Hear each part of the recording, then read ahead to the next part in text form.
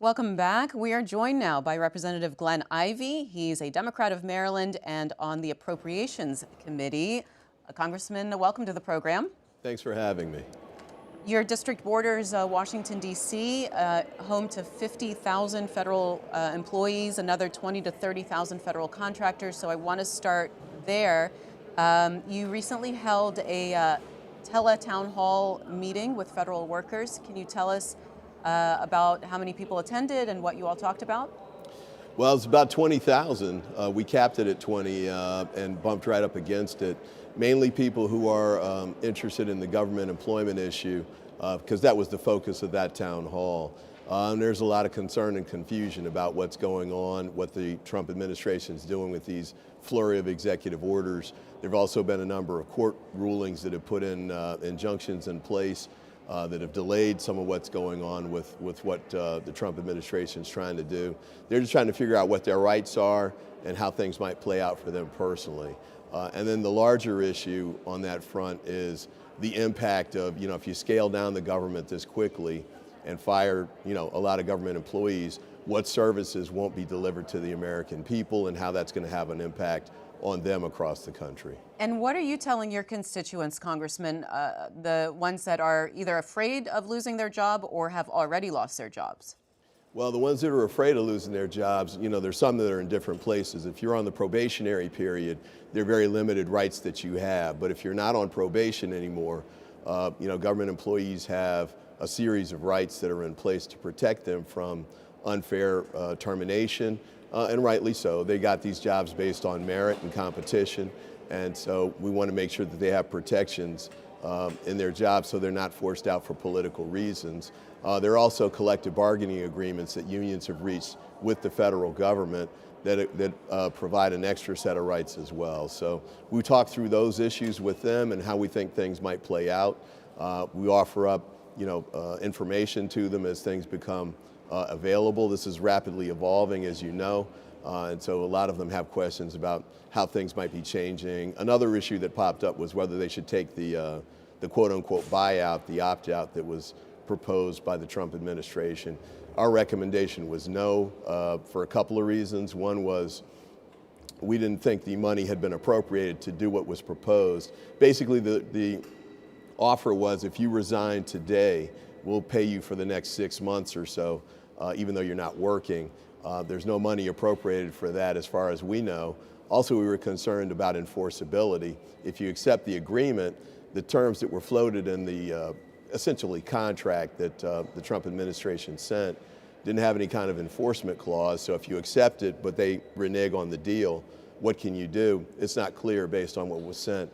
But lastly, the government is supposed to be providing services to the American people, not paying people to not show up for jobs. So as I've been telling people, the Sopranos have no-show jobs. The federal government doesn't and shouldn't. I just want to go back to something you said about probation. Are all federal employees, when they're initially hired, in a probationary period, and how long is that period? It's 1 year, and not all federal employees, but most. There are many that are hired. Like, for example, when I was a federal prosecutor and I was hired by the U.S. Attorney's Office, I didn't get civil service protections for that position. So I was essentially an at-will employee for my entire term there. But most people have probationary periods, and then if they get into the civil service structure after a year, they do have a degree of protections. And those that are in favor of what DOJ is doing are saying, what's wrong with going through the federal government and seeing where the places are that we can save money, if there's fraud going on, if there's waste going on? That should be a good thing. What's your response to that?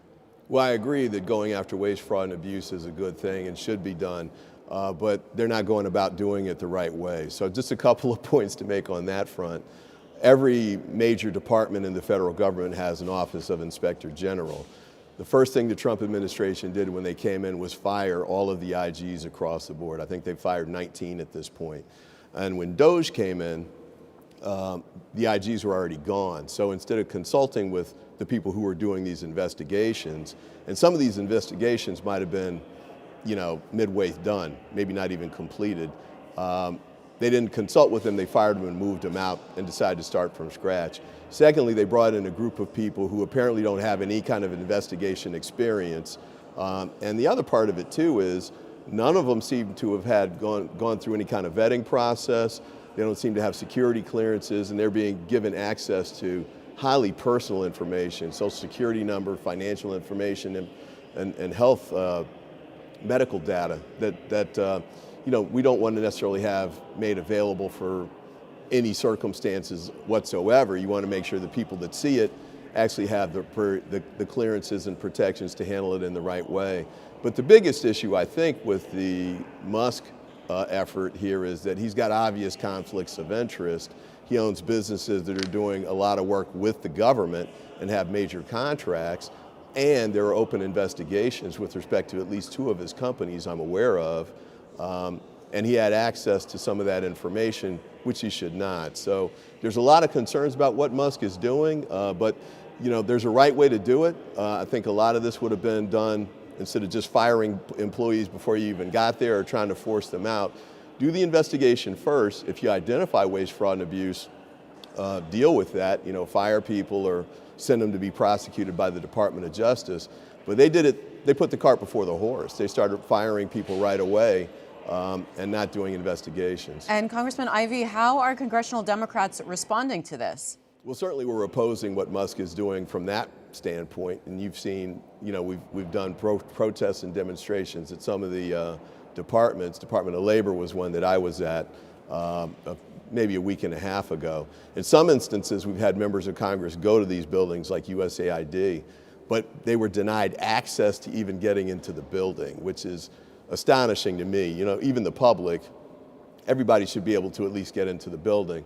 Senators and congressmen should certainly be able to get in and make legitimate inquiries as to what are you all doing and what are you looking at. And who stopped them from going into the building? Security that was at the building that was, I think, told to do that by the Trump administration, because we've never had that happen before. And we have Congressman Glenn Ivey with us, a Democrat of Maryland, until the House gavels in about 20 minutes. If you'd like to call in, you can do so now. Republicans 202-748-8001, Democrats 202-748-8000, and Independents 202-748-8002. The White House Press Secretary Caroline Leavitt addressed charges that the Trump's actions were causing a constitutional crisis. I want to play a bit of that and then have you respond to it. Now, before I take questions, I would like to address an extremely dishonest narrative that we've seen emerging over the past few days. Many outlets in this room have been fear-mongering the American people into believing there is a constitutional crisis taking place here at the White House. I've been hearing those words a lot lately. But in fact, the real constitutional crisis is taking place within our judicial branch, where district court judges in liberal districts across the country are abusing their power to unilaterally block President Trump's basic executive authority. We believe these judges are acting as judicial activists rather than honest arbiters of the law. And they have issued at least 12 injunctions against this administration in the past 14 days, often without citing any evidence or grounds for their lawsuits. This is part of a larger concerted effort by Democrat activists and nothing more than the continuation of the weaponization of justice against President Trump. Quick news flash to these liberal judges who are supporting their obstructionist efforts: 77 million Americans voted to elect this president. And each injunction is an abuse of the rule of law and an attempt to thwart the will of the people. As the president clearly stated in the Oval Office yesterday, we will comply with the law in the courts, but we will also continue to seek every legal remedy to ultimately overturn these radical injunctions and ensure President Trump's policies can be enacted. Congressman Ivey, your reaction to that? Well, it's a little interesting. I mean, the first injunction that was put in place, which is on birthright citizenship, was put in place by a Ronald Reagan appointee. So her, suggestion that these are all quote unquote liberal judges, I think is just factually incorrect. But, beyond that, I think if the Trump administration wants to criticize judicial decisions, that's one thing. I think where we get more concern is when you have people like Vice President J.D. Vance say things like, we might have to remove some of these federal judges. And I think Elon Musk actually went even further yesterday and talked about impeaching these judges.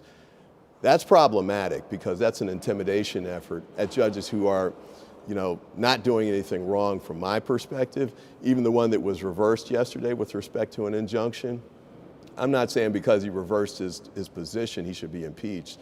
And remember, impeachment is for high crimes and misdemeanors. It's not like just because I disagree with him on policy issues. So when they start talking about impeachment, that's another level because it really goes to the heart of judicial independence and undermining that in a way that I think is not based on preserving separation of powers and checks and balances that the framers put in place.